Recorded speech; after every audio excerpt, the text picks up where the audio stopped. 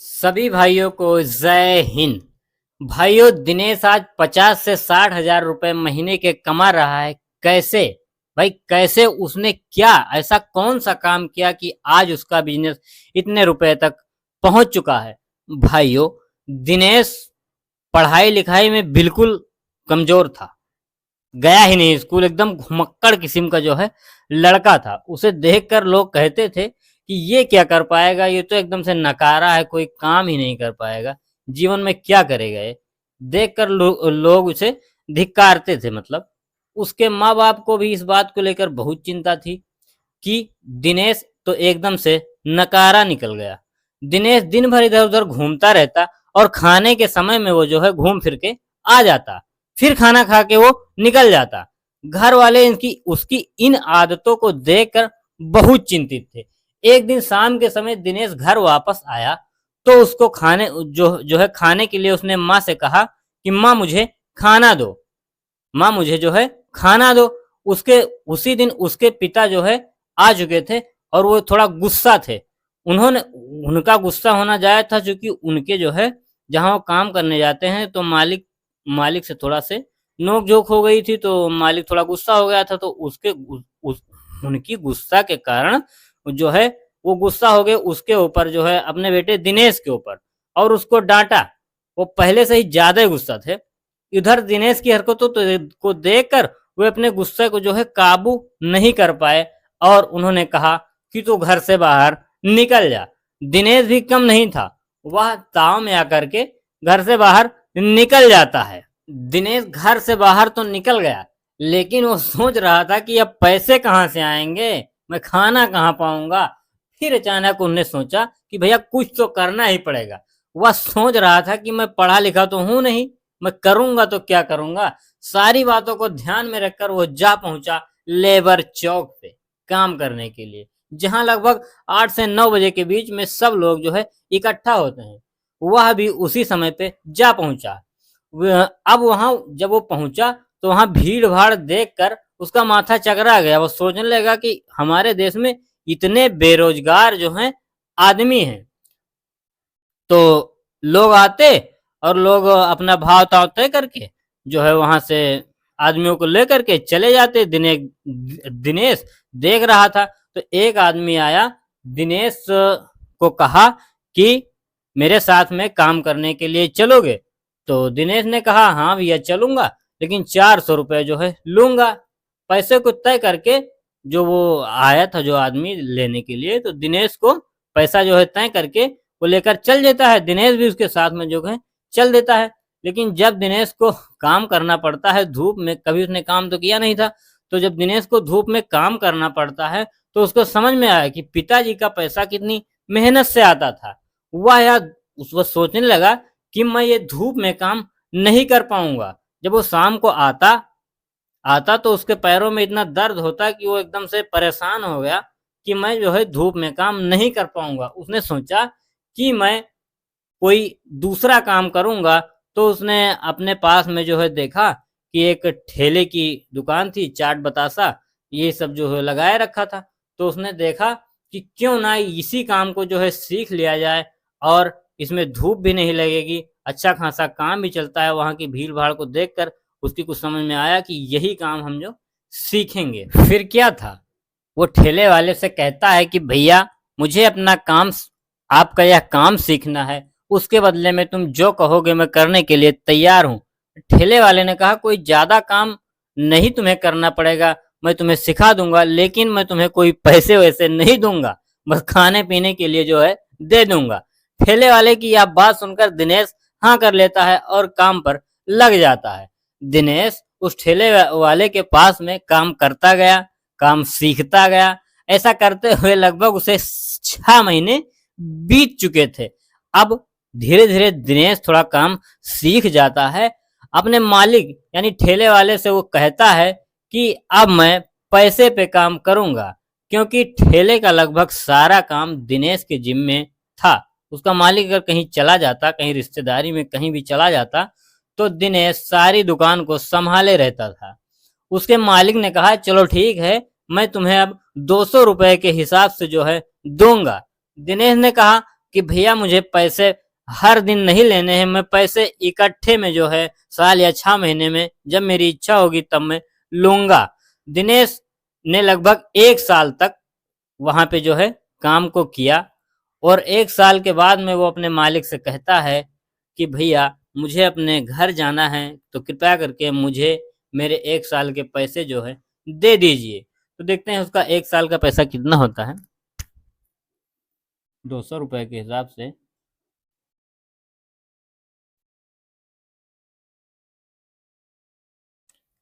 1 महीने का 6000।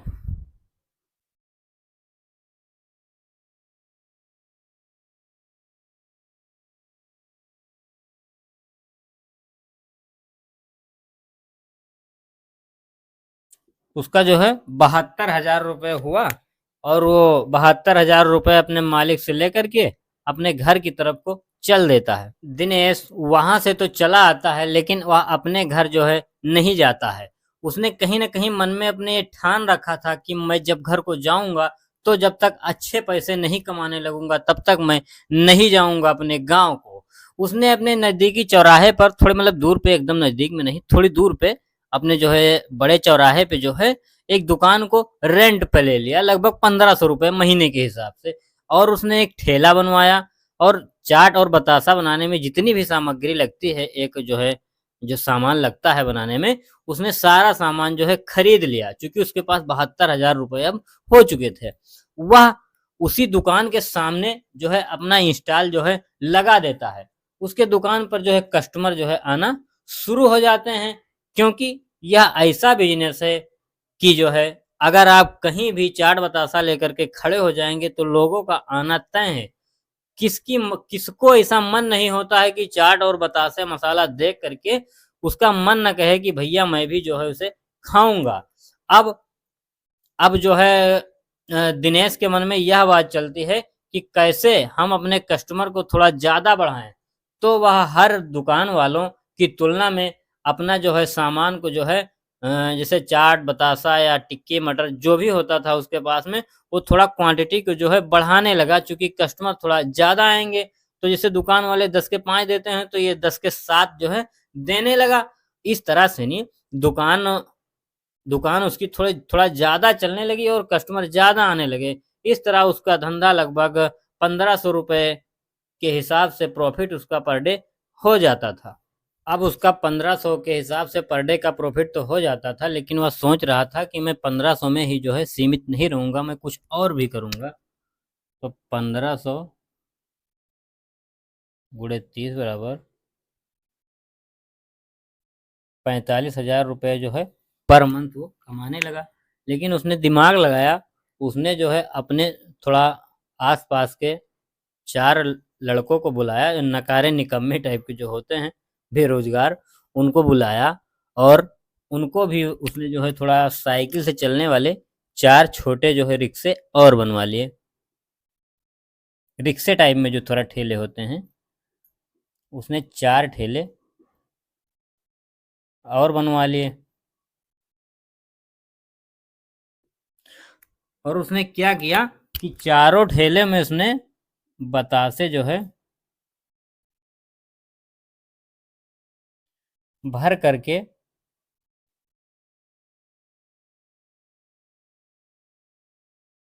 बतासे भर करके वो चारों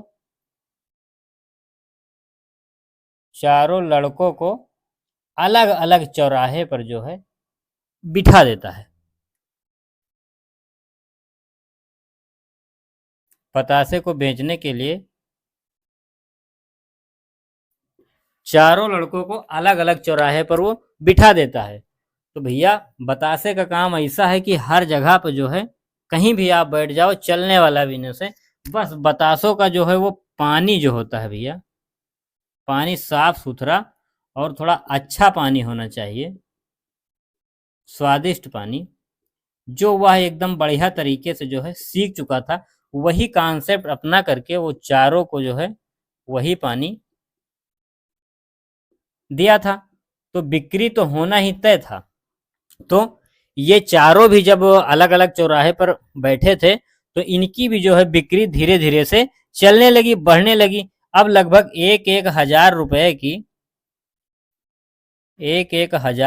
की ये लोग जो है बिक्री आराम से कर लेते थे। लगभग किसी दिन 800, किसी दिन 1000 रुपए, किसी दिन 1200 रुपए भी हो जाते थे। तो मैं एक ओवरऑल लेता हूँ, 1000 रुपए के आसपास में चारों ठेले से जो है उसकी इनकम आती थी। और वो दिनेश जो था, दिनेश इन चारों लड़कों को लगभग जो है 200 रुपए के हिसाब से पर डे दिया करता था।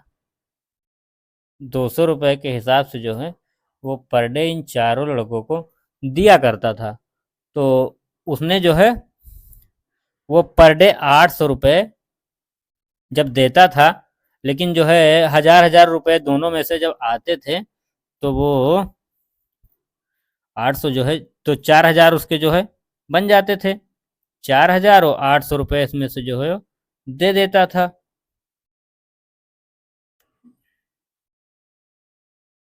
3200 रुपए उसके जो है बच जाते थे। लेकिन इसमें भी उसकी कुछ लागत आती थी। तो लगभग मैं मोटा मोटी जो है 1200 रुपए की लागत देख लेता हूँ। इतनी लगेगी नहीं, लेकिन मैं मोटा मोटी देखता हूँ तो लगभग 2000 रुपए का 2000 रुपए का दिनेश को उन बतासों से जो है मिलने लगा। 2000 रुपए इधर से, 2000 रुपए पर डे के हिसाब से इधर से उसको मिलने लगा। और लगभग जो है 1500 के हिसाब से दिनेश जो है अपने इंस्टॉल पे कमाता था।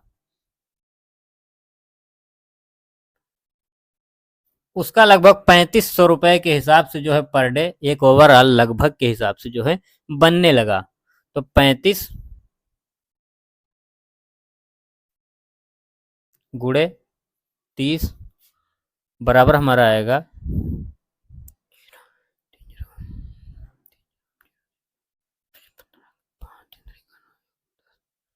1 लाख जो है 1,05,000 के हिसाब से उसका एक महीने का जो है एक महीने का 1,05,000 रुपए एक महीने का उसका प्रॉफिट लगभग बनता था। तो भाइयों, दिनेश ने कैसे अपना दिमाग लगाया कि आज वह 1,05,000 या 1 लाख या 90,000 के आसपास में रुपया कमा रहा है। आप भी ऐसा ही टेक्निक लगा करके अपने घर में रह करके एक अच्छा पैसा जो है कमा सकते हैं। आपको कहीं जाने की जरूरत नहीं है। तो मेरे प्यारे भाइयों, अगर यह मेरा वीडियो आपको अच्छा लगे, ये बिजनेस का तरीका मेरा जो है अच्छा लगे, तो प्लीज़ मेरे चैनल को सब्सक्राइब कीजिए, लाइक कीजिए, शेयर कीजिए। और सब्सक्राइब करने के साथ साथ साथ में उसके बगल में बेल का आइकन है, उसे ज़रूर दबाना। क्योंकि मैं जब भी कोई ऐसा एक नया बिजनेस आइडिया लेकर के आऊँगा तो आपको उसका नोटिफिकेशन सबसे पहले पहुँच जाएगा। भैया ध्यान रहे, मेरे चैनल का नाम है न्यू बिजनेस ज्ञान, जिसमें मैं नए नए बिजनेस के आइडियाज जो है लेकर के आता हूँ, ऐसी टेक्नोलॉजी के साथ में कि एक ही आदमी अपना दिमाग लगा करके कैसे जो है ज़्यादा पैसे कमा सकता है। तो भाइयों, इसी के साथ में मैं मिलता हूँ किसी नेक्स्ट वीडियो में। जय हिंद।